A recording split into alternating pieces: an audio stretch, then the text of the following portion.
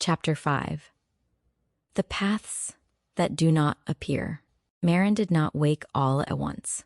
Sleep loosened its hold on her in layers, the way fog lifts from water without ever quite vanishing. She drifted between dreaming and waking, aware of warmth before shape, of sound before meaning. The steady hush of the sea folded into her breath until she could no longer tell which one began the other. When her eyes finally opened, the sky above Tidehollow was already bright. Late morning light spilled across the village, clean and unhurried. Lanterns still hung from hooks, their glow faint but present, as if reluctant to let go of night entirely. The air carried the scent of salt, sun-warmed stone, and something sweet drifting from a cooking fire nearby. Maren lay still for a moment, letting the day find her. Something inside her felt different again. Not dramatic, not sharp, just rearranged. The listening hollow from the day before lingered in her body like a low echo. She felt more spacious, as if there were rooms inside her that had always been there, but had only now been opened. She sat up slowly, brushing sand from her sleeves. The island felt solid beneath her, familiar now, in a way that surprised her. She no longer tested her balance when she stood. Her feet trusted the ground without question. As she walked toward the village, she noticed small details she had missed before.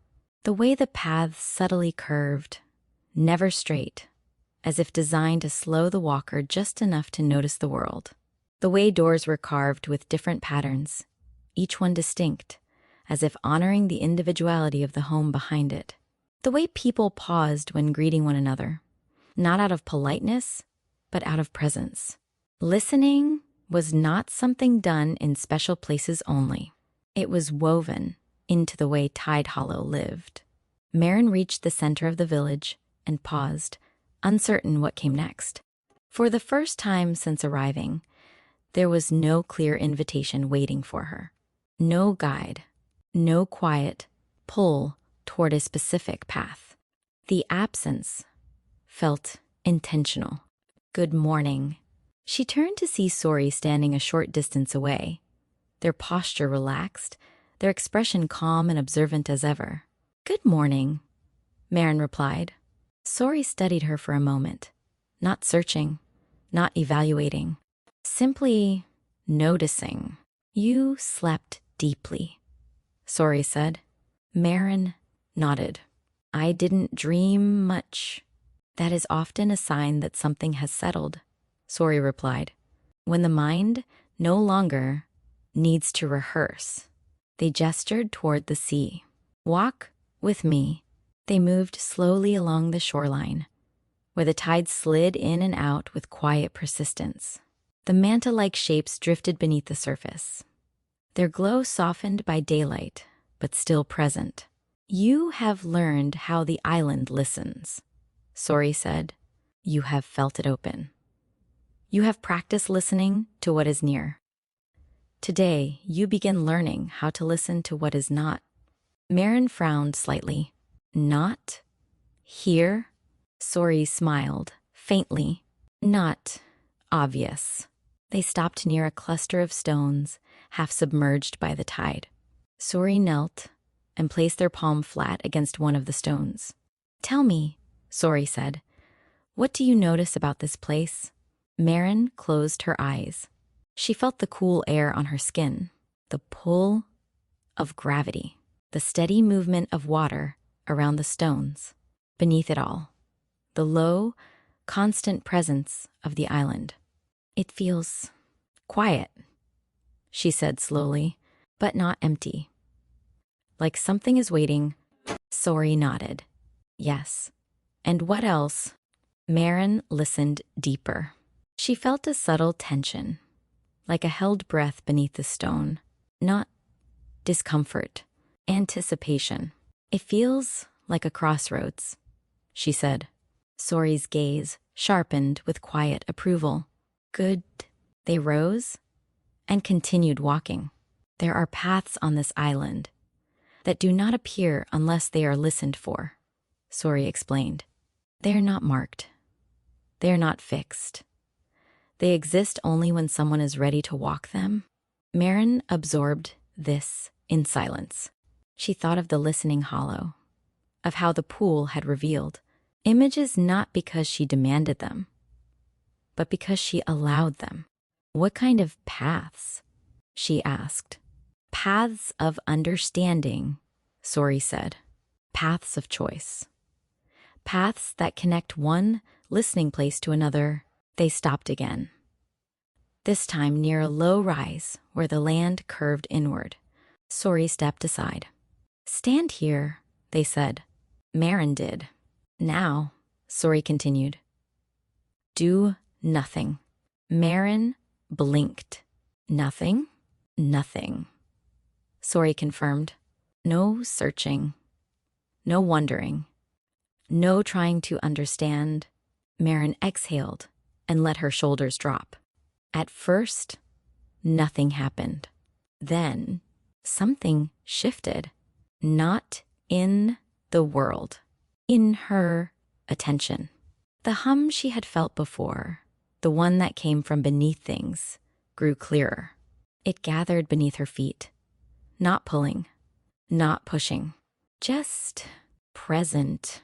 She felt a direction. Not a place. Not a destination. A leaning. Her body turned slightly without her deciding to turn. Her gaze followed. There, she said quietly.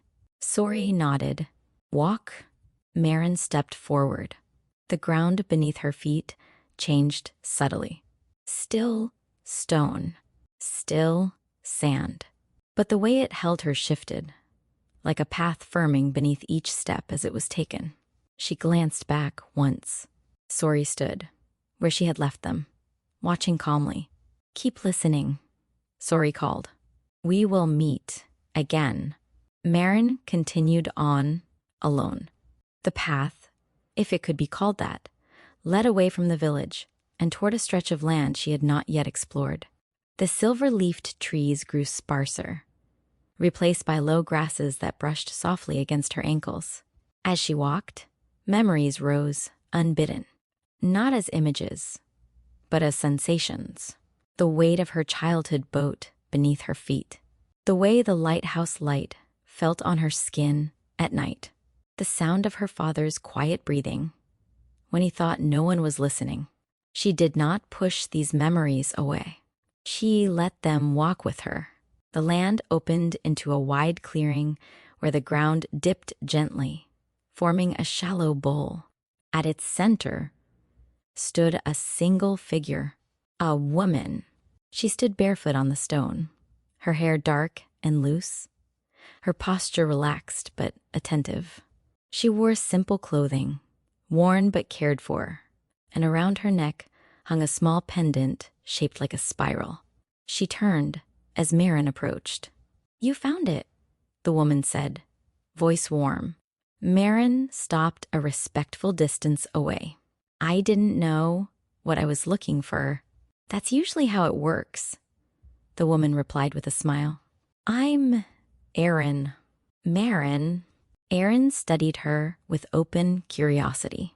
You're new. Yes, and listening, Erin added. That matters more. Maren tilted her head. What is this place? Erin gestured around them, one of the island's thresholds. A place where people come when they're ready to meet themselves without mirrors. Maren felt a flicker of nerves. And what happens here? Erin laughed softly. Nothing dramatic, mostly sitting. Sometimes crying, occasionally laughing at things that stop making sense once you say them out loud. Maren considered this. Why are you here? Erin's expression softened. Because I was tired of carrying my choices alone. Maren felt that resonate. They sat together on the stone, the silence between them comfortable rather than awkward. I came here years ago, Aaron continued, from a place that didn't listen very well. I learned how to survive by being loud, by insisting, by fighting to be seen. She touched the spiral pendant absently. Here, I learned that being heard doesn't require shouting. Maren thought of her own quiet tendencies, of how often she had worried they made her invisible. I think I was always listening, Maren said slowly. I just didn't know what to do with it. Aaron nodded. Listening without direction can feel like weight, like responsibility without instruction. They sat in silence for a while, the island breathing around them. Eventually, Aaron stood. Come, she said. There is something you should see. They walked together toward the far edge of the clearing, where the land fell away sharply. Beyond it, the sea stretched wide and uninterrupted. But what caught Maren's attention was not the water. It was the air above it. The space shimmered faintly, as if heat were rising from invisible flames. The horizon looked layered, like one view laid gently over another. This is a crossing, Aaron said, not between places. Between states, Maren swallowed. What does that mean? It means sometimes you stand here and realize something is ready to change, Aaron replied. Not because you force it. Because it's finished being what it was. Maren watched the shimmering air, feeling a familiar hum rise in her chest. She thought of her floating village, of Tidehollow, of the listening hollow, of the hall of stories. She thought of the empty vessel waiting on the shelf. I don't know what I'm becoming, she said. Aaron smiled, gently. Good. That means you haven't trapped it with a name yet. They returned to the village slowly, walking side by side. By the time Maren reached the shoreline again, the sun was lowering, casting long shadows across the paths. Kellen and Lyra waited near the workshop. There you are, Kellen said. We were starting to think the island had kept you. It did, Maren replied honestly. Just not forever. Lyra studied her, then nodded. You went to a threshold. Maren blinked. How did you know? Lyra shrugged. You look like someone who set something down without knowing what it weighed. That night, the village gathered again by the shore. Stories were shared. Food was passed. Laughter rose and fell like tidewater. Maren listened. She listened to Kellen's jokes and the truth hidden beneath them. She listened to Lyra's quiet competence and the care behind it. She listened to Sori's silences, heavy with understanding. She listened to Aaron's presence, steady and unguarded. And slowly, she realized something. Listening was not something she did alone. It was something shared. When the fire burned low and the stars brightened, Maren felt sleep tug at her gently. She lay back on the sand, the island solid beneath her, the sea steady beyond. She did not wonder where her path would lead next. She trusted that, when it appeared, she would hear it. The island listened. The sea answered, and Maren drifted into rest. Her story unfolding not in a straight line, but in widening circles, each one carrying her gently toward what came next.